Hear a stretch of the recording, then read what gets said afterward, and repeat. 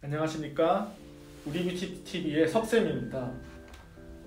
수술이라는 것은 평생 몇 번 경험하지 못하는 흔치 않은 일인데요. 특히 미용수술 같은 경우에는 다른 여타 수술에 비해서 세심한 관리가 필요한데요. 오늘은 눈밑지방재배치 수술 후 관리를 어떻게 해야 될지에 대해서 정리해드리겠습니다. 수술이 끝나고 나면 눈 아래쪽으로 갈색 테이프가 붙여져 있을 건데요. 이는 수술 후 출혈을 예방하고 붓기를 줄여주기 위한 도구입니다. 수술 후 3일이 지난 후 스스로 제거하시면 됩니다. 그리고 수술 후 3일째까지는 냉찜질이 필요하고요. 냉찜질이 왜 필요하냐면 혈관을 수축시켜서 출혈을 예방하고 붓기를 줄여주는 데 도움이 되기 때문입니다. 병원에서 나눠주는 아이스팩을 피부에 직접 닿지 않게 수건이나 꺼지에 대어서 냉찜질을 10분간 양쪽을 번갈아 가면서 해주시면 좋습니다. 다만 냉찜질을 한다고 아이스팩을 꽁꽁 얼려서 찜질을 하시는 경우가 있는데, 이럴 경우 수술 후 감각이 좀 떨어져 있는 수술 부위에 오히려 동상을 입을 수 있기 때문에 주의해 주셔야 합니다. 그리고 수술 후 일주일간은 출혈 위험이 있기 때문에 수술 부위를 심장보다 높게 유지해 주셔야 합니다. 따라서 주무실 때는 상체를 조금 세우신다던가 베개를 여러 개 베어서 얼굴이 심장보다 높게 유지한 상태로 주무셔야 합니다. 또한 고개를 갑자기 숙인다던가 얼굴에 과한 힘이 들어가는 행동들은 삼가해 주셔야 합니다. 그리고 세수나 샤워는 눈밑지방재배치 수술 자체가 겉으로 실밥이 있는 수술이 아니기 때문에 당일부터 씻는 게 가능합니다.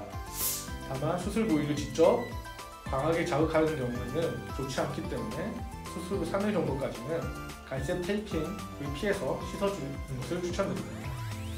운동 같은 경우에는 걷는 것과 같은 가벼운 움직임은 수술 후 언제든지 해도 크게 상관없지만 혹시 모를 출혈 위험 때문에 일주일 정도는 피해 주시는 것이 좋고요. 뛴다던가 헬스를 한다던가 필라테스와 같은 조금 격한 운동은 수술 부위가 안정화되는 4주 이후에 하는 것을 추천드립니다. 그리고 술, 담배를 끊어주시는 게 중요한데요. 담배 같은 경우에는 혈관을 수축시켜서 혈액순환을 저하시킵니다. 이는 상처 회복을 지연시켜서 염증 가능성을 높여주는데요. 뿐만 아니라 술은 혈압을 올려주게 되어서 상처 회복을 지연시키기 때문에 꼭 끊어주셔야 합니다. 특히 술은 술 자체뿐만 아니라 술을 마시면서 흡연에 노출된다던가 흡연을 한다던가 그리고 어디인가 부딪혀서 2차적인 이유 때문에 술을 끊어주시는 게 중요한데요. 원칙적으로는 한 달간 금연 군주를 꼭 해주셔야 합니다. 눈화장 같은 경우에는 겉으로 실밥이 있는 게 아니기 때문에 수술 부위를 강하게 자극하지 않는 선에서 수술 당일부터 가능하지만 렌즈는 조금 다릅니다.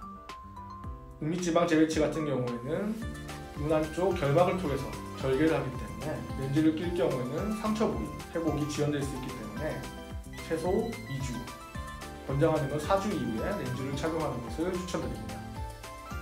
네, 지금까지 설명드렸던 이런 부분만 조금 조심해 주시면 눈밑지방재배치 후 수술 관리에 대해서는 크게 걱정 안 하셔도 되겠습니다. 지금까지 우리뷰티TV의 석쌤이었습니다. 감사합니다.